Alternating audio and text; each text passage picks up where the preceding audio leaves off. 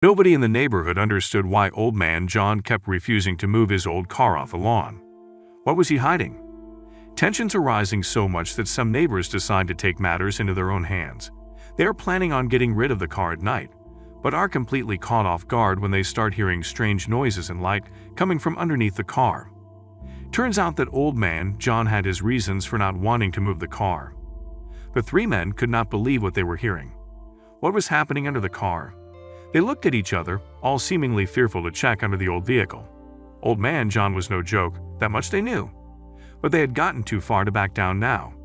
They kneeled down to look, but midnight, and with minimal streetlights nearby, all they saw was darkness. But then they heard the noise again, louder this time. While two of the men were still pondering what to do next, the third one suddenly shouted, "Is anybody there?" Almost immediately after that, a bright light flashes out from under the old car, and the three men jumped back. They could barely believe their eyes. But what did the man see when the light came out from under the car? What was the noise they were hearing, and why did Old Man John never want to move his car? The neighborhood was full of proud people who took great care in their houses, lawns, and especially cars. They upheld an appearance, and unfortunately, Old John's car that had been out for years was just an eyesore. It didn't fit in with their standards and their ideal image, so something just had to be done. The gardens around the community were always in order, and the houses were always clean. They called themselves an upstanding community. The people who lived here considered themselves hard workers and were protective of the haven they created, so John's car definitely stood out. John was the neighborhood's oldest resident. He'd been there long before anyone else had moved in and started creating their community. Everyone knew him as the Old Man, but didn't know much more than that. It was said that he had a wife once, maybe a family, but no one knew for sure. In fact, John did have a wife. She unfortunately passed away 15 years before. John couldn't bring himself to move out of the house they had shared together. He even left their old car out in front of the house. It had once been their chariot, but now it held a different purpose. Old John didn't get out very much, and he mostly kept to himself. He never showed up to the community meetings or the fun activities they planned around the holidays. In truth, he never really went outside. This didn't bother anyone really. It was the least of the neighborhood's problem with him. John's house and garden were kept in decent shape. This wasn't thanks to John, but rather the other neighbors pitched in to keep it looking well enough to make their neighborhood look good. They didn't want it to stand out any more than it already did with that old car in front. John didn't mind them messing around with his garden. It looked nice when they were done, and he didn't mind them touching up the house either. If it made them happy, he was okay with it. But there was one thing no one could do anything with, not even touch, and the neighborhood was getting tired of it. It was, of course, John's old blue car parked on the lawn in front of his house. The car had been there almost as long as John had been, and everyone living there couldn't remember a time when it wasn't parked out on the lawn. No one had ever seen it move, and most doubted it would be able to at this point. Everyone in the neighborhood hated John's car with a passion. It was old and ugly. It had been consistently worn down by the weather over the years. It even had a broken window from when some kids had thrown a rock through it. It looked more like something that belonged in a shady, abandoned city. However, it wasn't in a shady, abandoned city. It was sitting here, parked in their otherwise perfect neighborhood. The community had done everything they could to get John to get rid of the car. Some had even thought up some ways to make John leave, thinking he'd take the car with him. Many tried to convince John that his house was way too big for him. They figured that a nice family could move in and use the space, and that it would be easy for John to scale down. But John wouldn't hear it. He loved this house and all the memories that it held. He wasn't going to move, and the car wasn't either. John always used his many memories as the argument for his never leaving. It was true to a certain extent that he was staying because the place was so dear to him. However, it wasn't the only reason. But the neighbors were nosy and didn't need to know. All they needed to understand was that that car wasn't moving. This wasn't enough for the neighborhood, unfortunately. While John was stubborn in his ways, the neighbors were too. They were going to have that car removed with or without John's permission, so it was time that they went to get some help. This would mean getting the police involved. The police were called out to inspect the car once the neighbors had called about it being a potential danger or hazard to the neighborhood. The police came and did their inspection, but it was no use. John was nice to the police and simply explained that he kept the car for the memories. The police found no reason to make him move the car. There was nothing in the law that was against him. The neighbors couldn't come up with a valid reason either. They just hated to look at it. but that wasn't against the law, so the car stayed for now. John was more wary of his neighbors after the police had gotten involved. The community decided to be straightforward and asked John nicely to get rid of the car. He politely declined and told them firmly no, but the neighbors weren't done yet. It was time for some drastic action. Most of the community considered themselves to be good people, and in fact most were. They had come to terms with the fact that that old car was going to be there whether they liked it or not. But there was a small group of 3 fathers who weren't going to let that happen. These men felt offended by John's defiance, as if he was only stubborn to make it feel like he had some control or influence over the neighborhood still. These men were going to show John that he didn't have any control. Not one bit, and so they hatched a plan.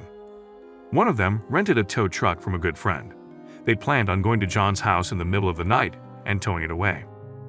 It would get the car out of the neighborhood and everyone would be happy again. But that wouldn't be it for the car. They had other plans. Once towed, the car would be taken to the scrapyard and destroyed. It would be completely demolished and no one would have to see, much more think about that car ever again. They figured there was nothing an old man like John could do, and that would be it. They had already paid the owner of the scrapyard to keep their plan quiet. He wouldn't tell anyone that he'd be demolishing the car, and he'd keep it a secret that it was the 3 dads who'd brought it to him. With that settled, the 3 men figured that nothing could tie back to them. Finally, the day came. All throughout the day, each dad took shifts watching John's house. They were hoping he might leave for a while as he did for groceries every now and then. But he never left, only peeked out the windows now and then. But that was usual. John stayed put as night fell. John stayed inside all day, just as usual. When night finally came, they knew John was still home, but figured that at least they knew where he was. It was better to get it done with him sleeping soundly inside than have him appear out of nowhere. So they began their plan, but it wasn't going to go as planned. The 3 dads met up just outside of the neighborhood. They were waiting for the tow truck they'd rented to show up. They'd told their families that they were going out for beers together, and that no one should wait up for them. Of course, this was a lie that would soon be out. The men were well aware that their plan was risky and very likely to backfire on them if they were caught. For one, their wives would be furious with them. It wasn't that the women liked the car, they'd probably hated it even more than them. But it was a plan that none of their wives would get behind. Even the men could agree this was the last resort. The evening started out perfect. Much of the neighborhood called it in earlier than usual, and by 9 everyone was fast asleep. The tow truck arrived right on time, and the men could feel their confidence building. They would need to be quick to avoid someone spotting them, but everything depended on their ability to stay quiet. The men hopped into the tow truck, each of their minds trained on the same thing. They started the truck as quietly as possible, allowing the slope of the street to move the car for them in silence. Finally, they parked by the curb. Careful not to drive on the grass, they could not afford to be caught by a trail left by the getaway vehicle. Once the truck was put in park, the next step of the plan was getting the car hooked to the tow truck for an easy transfer. Luckily, even a car as old as Old Man John's had a towing bar attached to the bottom. The hookup was easy, and all seemed to be going even better than planned. Up until things got a little more complicated. The men gleefully hopped back into their positions, in and around the tow truck. They began by increasing the speed slowly. They would need to be careful to avoid alerting someone. But after the speed had reached a steady level, the men were shocked to note something. The car wouldn't budge an inch. This was a disconcerting feeling for the men. The vehicle was old, and with little life left in its body. It should have been a breeze to lift the car at this level, unless there was something anchoring the car to the ground. After a few more minutes of struggling with the lever, the men decided they would need a change in technique to accomplish their goals. It was clear Old Man John was far more persistent than they had realized. The men stepped out of the truck and made their way towards the old vehicle. This time they would inspect it and get a closer look. However, just as they were about to check the wheel, one of the men signaled for the others to pause. He had heard a strange noise and was uncertain where it had come from or what had caused it. The men stood in silence for a moment waiting, until the sound echoes in the air once more. But this time, the men had an answer to one of their questions. The sound was coming from under the car. The 3 men were frightened and unsure of how to proceed. Somehow, their half-backed plan to rid themselves of their neighbor's ancient car had turned into an ill-advised nightmare. They could feel the tension rising as they each wondered what to do next. Was there something down there? After another silent pause, the 3 men nodded in unison as they all kneeled down to take a closer look at the source of the sound. at the bottom of a rusted and mysterious vehicle. However, their eyes met with pitch darkness, the streetlight barely casting over the lawn, and their bodies blocking the little air that did make it in. They would need a better look. The three men stood back up on a defeated sigh. Although they had brought a flashlight with them, they knew that turning one on would invite attention they would much rather avoid while trespassing on the old man's lawn. They would need to come up with a better option. But even as they pondered, the noise came through the night, this time louder than ever.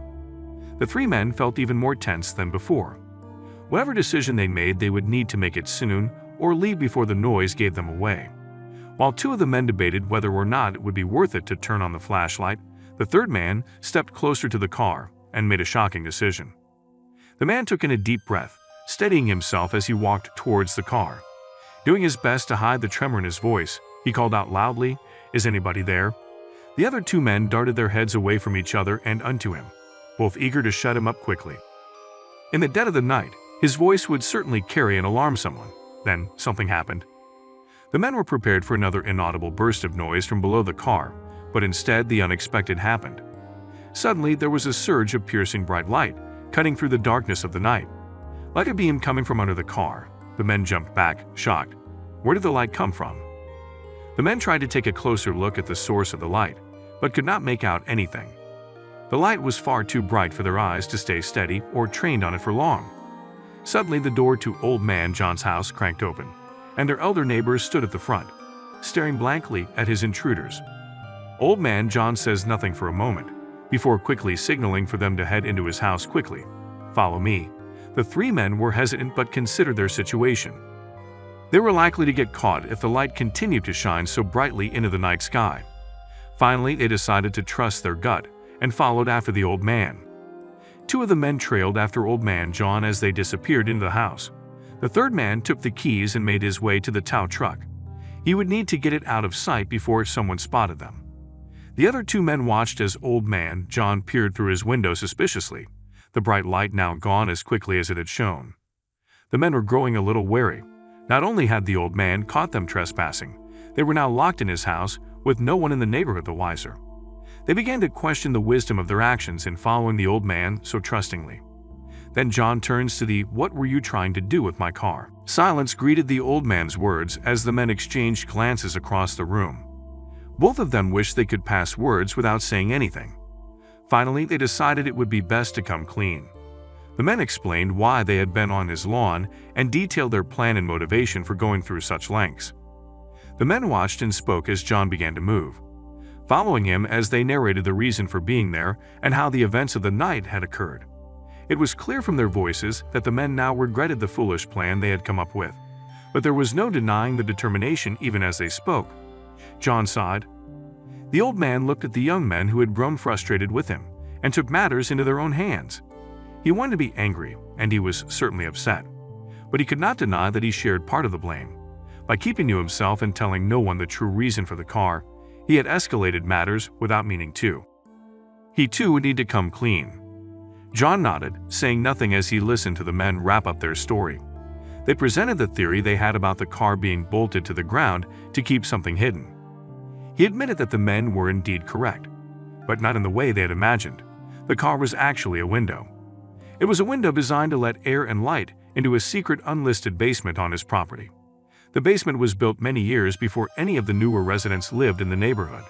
It was built at a time of less strict housing laws that allowed him to construct the basement without needing a permit. But why was it a secret? What did the old man have to hide? The man explained that the basement housed something that was dear to him, and was the reason he turned down all offers to move. The two men were far too engrossed in the story that it took a moment for them to notice that they had landed in front of a door. The door to the secret basement. The door to the secret basement. John smiled and opened the door. The two men stared mouth agape as they took a step into the basement. It was nothing they had expected. The basement was a makeshift lab with high-tech machines and testing materials. So much needed explaining, and John was happy to provide. He explained that he was a long-retired chemist. John shared that after retirement he had missed his work, but wanted to devote himself to helping people, but not for profit. He decided to build a lab and focus on finding the cures for well-known illnesses. To do this, without getting corporations involved, he would need his lab to remain unlisted. The men were stunned into silence, Of all the ways they had expected the night to go, this had not been one of them. They found they had a growing respect for the old man, who seemed devoted to his work and principle, promising to not only keep his secret, but to help get the other neighbors to back off. Luckily for Old Man John, the men were very successful at getting the other neighbors to back off from the issue. They didn't even need to give up his secret to accomplish it. In the end, John was able to continue his research undisturbed, and the rest of the neighborhood learned to love the character the old car brought to their scenic town.